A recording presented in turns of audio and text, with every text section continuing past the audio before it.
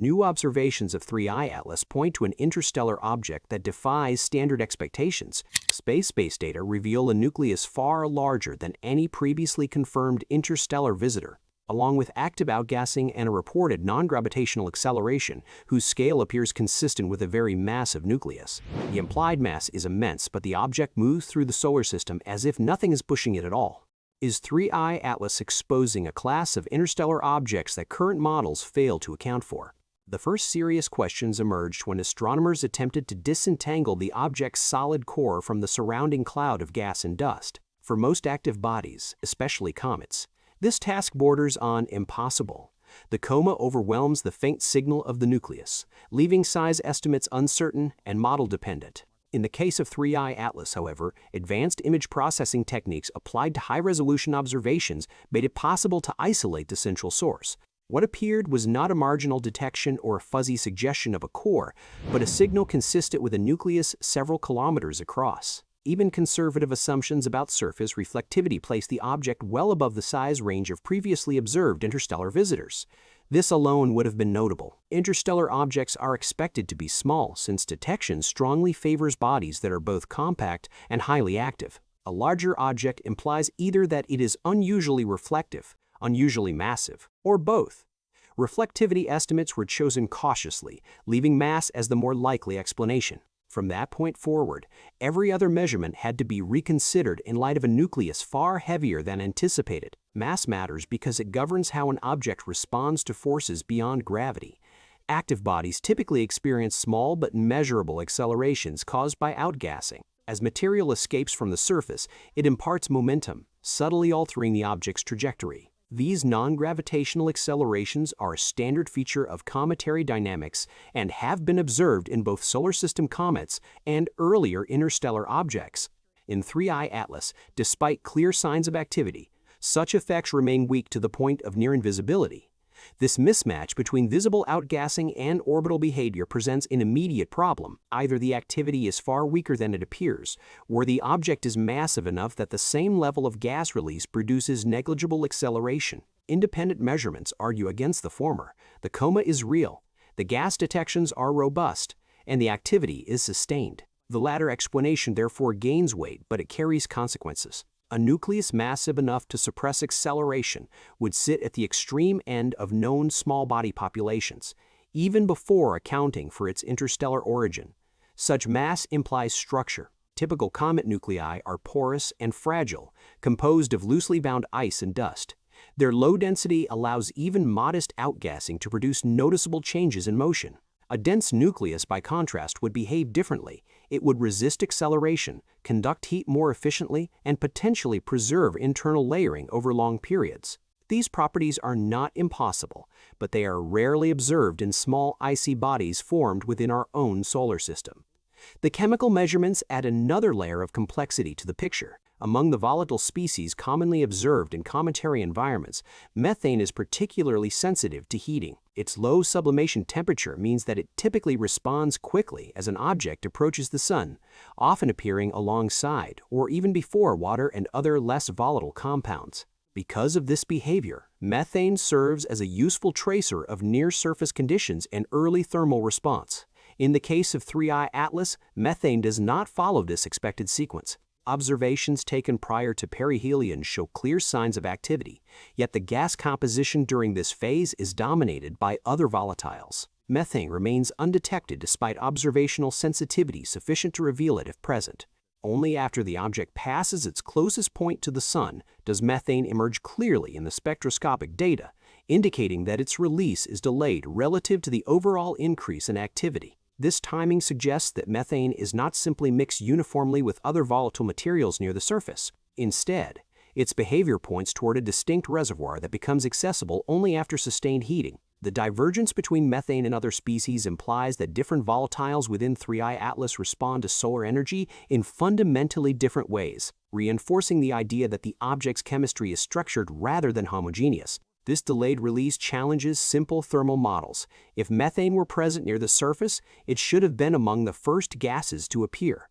Its absence suggests depletion or burial. Either the surface layers lack methane entirely, or the molecule resides at depths shielded from early heating. Both possibilities imply a degree of chemical stratification, uncommon in small bodies thought to be shaped by chaotic formation and ejection processes.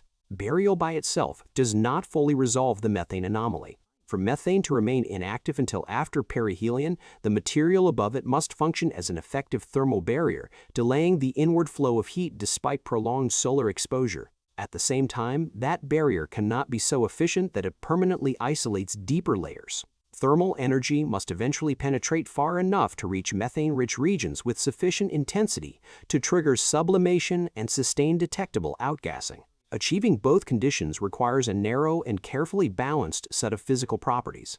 If the overlying layer were relatively thin or weakly insulating, methane would be expected to appear early, following the standard progression observed in volatile-rich bodies. If it were excessively thick, compact, or thermally resistant, heat would dissipate before reaching depth, leaving methane permanently trapped and observationally absent. The fact that methane emerges late but clearly suggests that neither extreme applies. Instead, the internal configuration appears to regulate heat flow with surprising precision. This behavior is difficult to attribute to chance. Random aggregation of icy material would be unlikely to produce an insulating structure that both suppresses early activity and enables delayed release at a specific thermal threshold.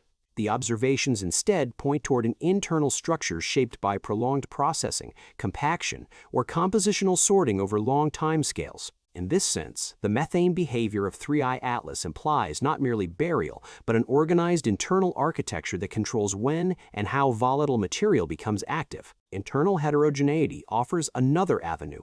Methane may be concentrated in specific regions that activate only under particular thermal conditions. This would require the nucleus to preserve compositional variations over long timescales. Such preservation is difficult to reconcile with violent ejection from a planetary system, where tidal forces and collisions tend to homogenize or disrupt small bodies. Yet the evidence points toward organization rather than disorder.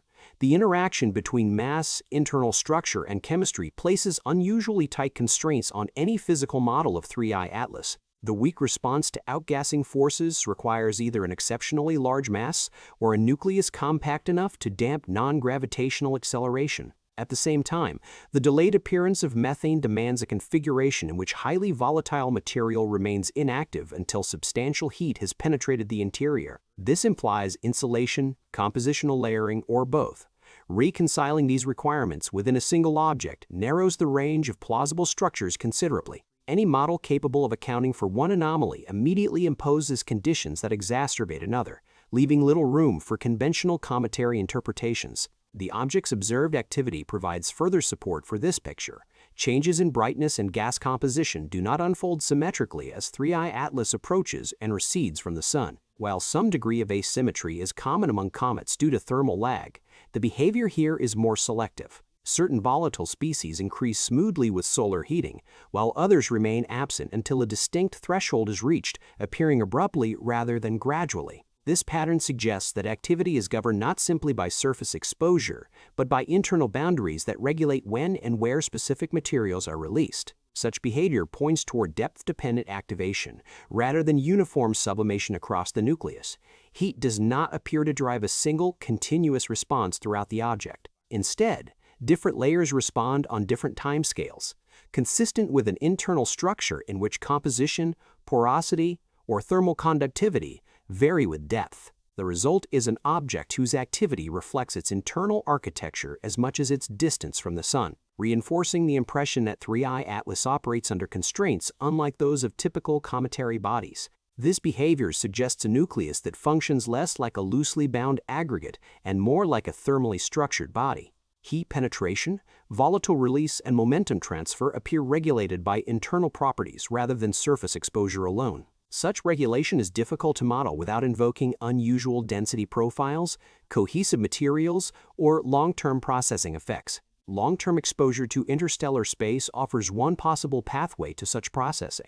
Over millions or billions of years, cosmic rays can alter surface chemistry, drive the formation of refractory crusts, and deplete near-surface volatiles. Micrometeoroid impacts can compact regolith, reducing porosity and increasing thermal conductivity. Repeated weak heating events near distant stars could gradually reorganize internal layers without triggering large-scale disruption. By the time such an object enters a new planetary system, it may bear little resemblance to a freshly formed comet.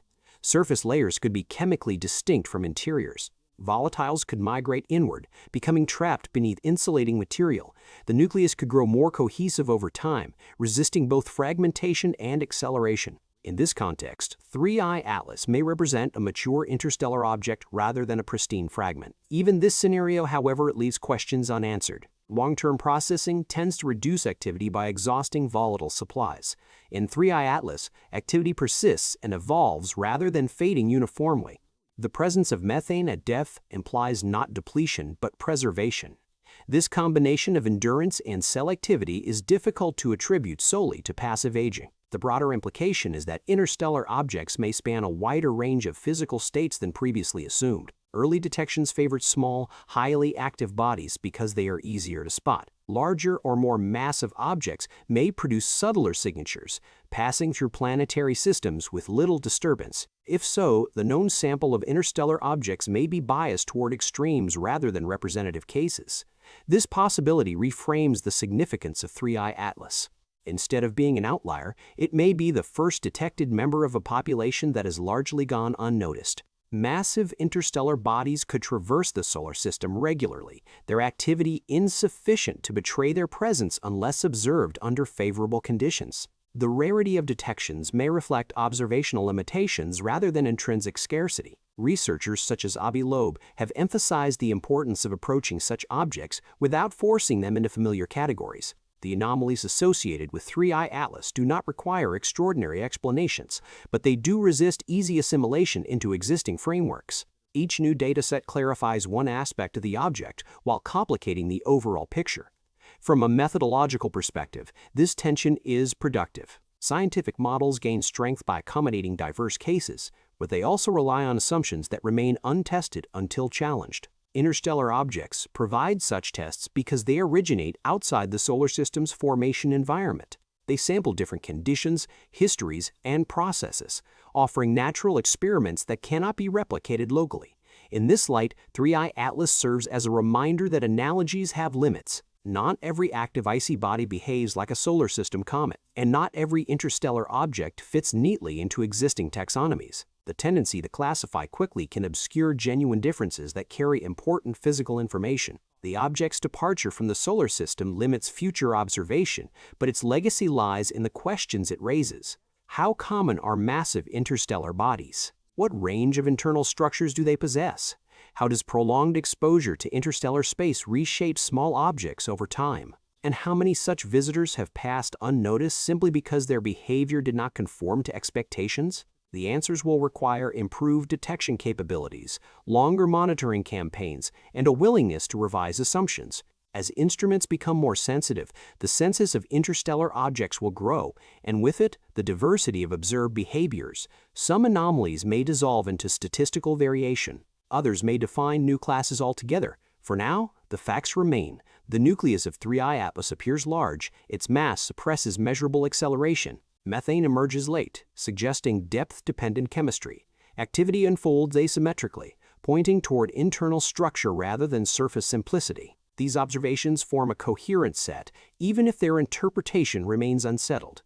In astronomy, progress often begins not with decisive answers, but with persistent discomfort. When data refuse to align with expectation, they expose the boundaries of current understanding. 3I Atlas occupies such a boundary. It does not demand a radical conclusion, but it demands attention. The object's behavior invites a broader view of what interstellar bodies can be and a reconsideration of how many forms they might take as they pass, quietly and briefly, through our corner of the galaxy.